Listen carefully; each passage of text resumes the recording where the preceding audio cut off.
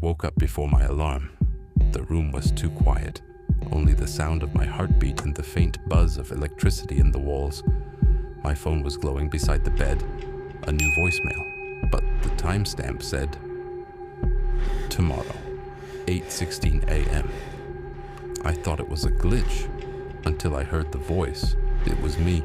Same tone, same breathing, but I sounded terrified.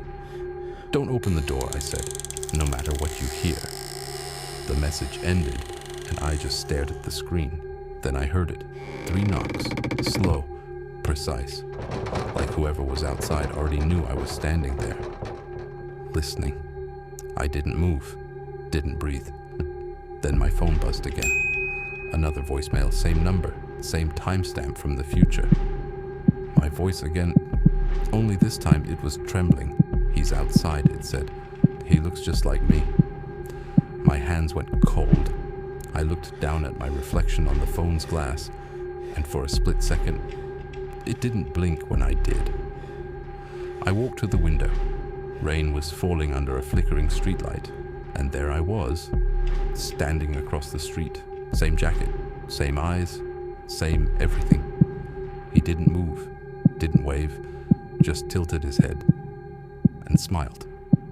I stepped back, heart pounding. That's when the doorknob started to turn. Metal creak a sound, slowly, like someone testing how far they could come in. I whispered to myself, don't open the door. Over and over. Then I closed my eyes and it all went quiet.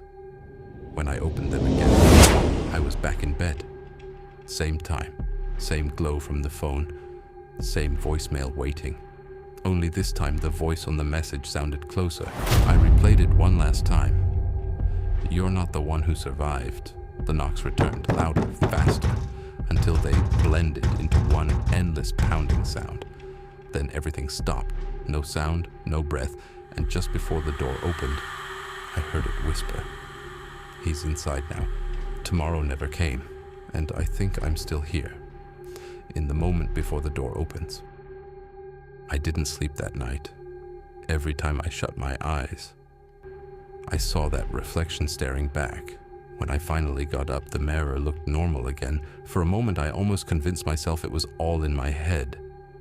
But deep down, I knew something was still there, watching. I went to the bathroom, trying to shake the feeling off, and then I saw it. A single handprint, not on the mirror, but inside it. I froze. My breath caught, then letters began to fade in, like breath on glass. It said, "Let me out." My heart dropped. I stumbled back, staring, and then I heard it. A voice, a faint whisper behind me. "You shouldn't have watched so long." I turned instantly. Nothing, but the air had changed. Heavy, cold, like someone else was breathing beside me. The light began to flicker. I pulled out my phone to record, but the camera wouldn't focus on the mirror. Only static. And that's when I noticed it. My reflection wasn't following me anymore. It was moving on its own. It smiled, not my smile. Something wrong. Too wide, too still. Then it lifted its hand, slowly, and dragged its finger across its throat. I shouted, threw the mirror face down, but even then I could still hear it. A faint tapping from the other side.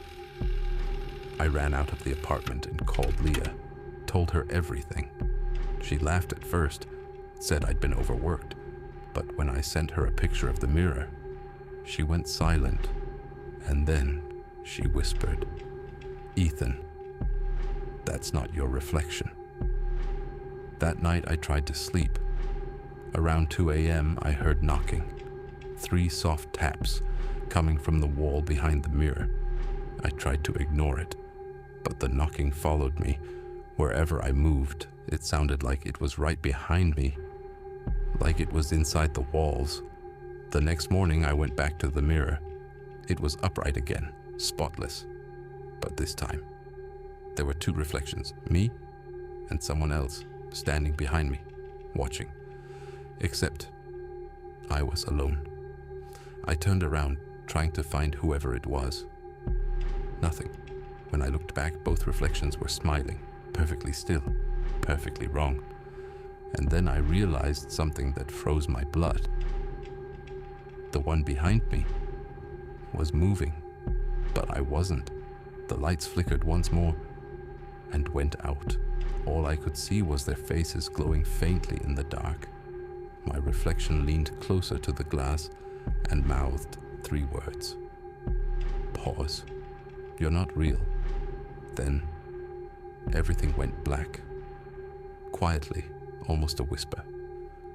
I thought I was the one being haunted, but maybe I'm the ghost.